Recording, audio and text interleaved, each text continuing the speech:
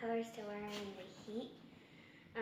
And I did that by freezing different colors of ice by using paint to color them. And I put them out in the sun and let them melt.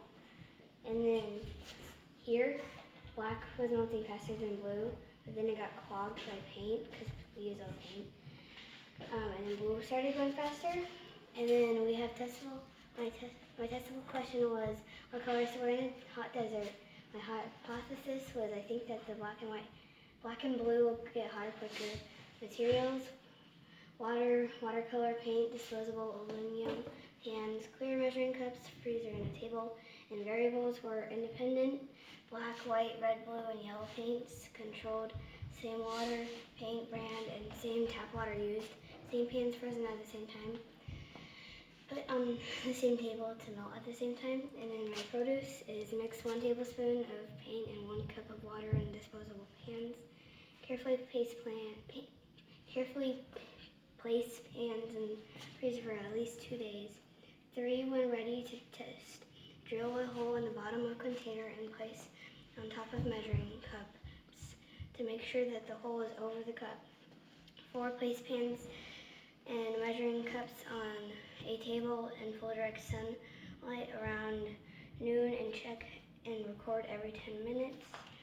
And 5, mark on the measuring cup how much ice melted and recorded data for 2 hours or until the rest of the ice is melted. And then I have a fun fact that go with these. It says, question what to wear when you want to exercise in the sun. A, think light and answer, think light and loose. That's because even if you don't feel like you're sweating, you still want to evaporate moisture off your skin. The loose clothing allows air pass along the skin and exit, speeding evaporation, carrying off the exit heat. And then another question is, why do Bedouins wear black in the hot desert? Researchers have studied the heavy black robes worn by Bedouins in the desert. They say the key there is thickness. The outer layer of the fabric does get hotter because black colors absorb more heat. And the heat doesn't get transmitted from the skin because it's thick fabric. Mm-hmm.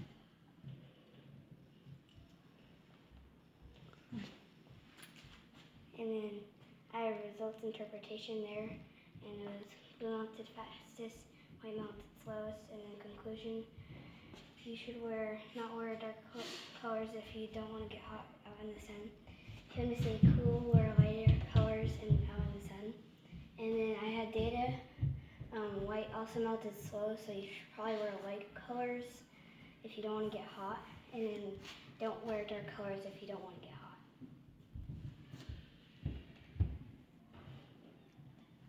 So what do the numbers represent there? They are supposed to tell you how fast each one went, and like how much melted. Yeah, now different ranges. Here it says a few drops, and a few drops for black and blue, because you can't really measure a few drops, so we just wrote that. Black melted.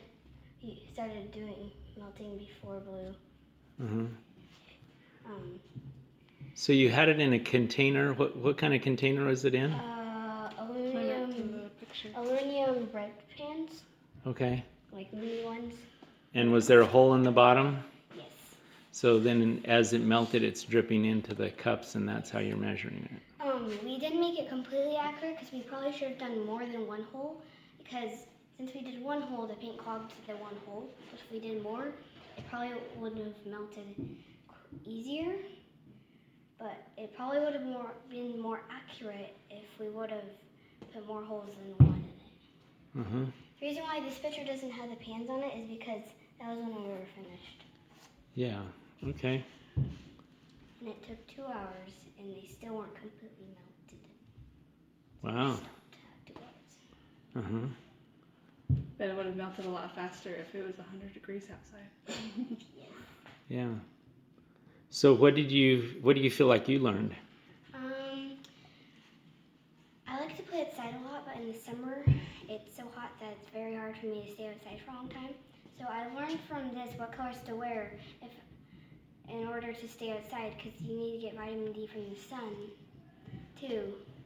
And I also like to play outside. So now I know what colors to wear if I don't want to get hot super quickly. Uh-huh.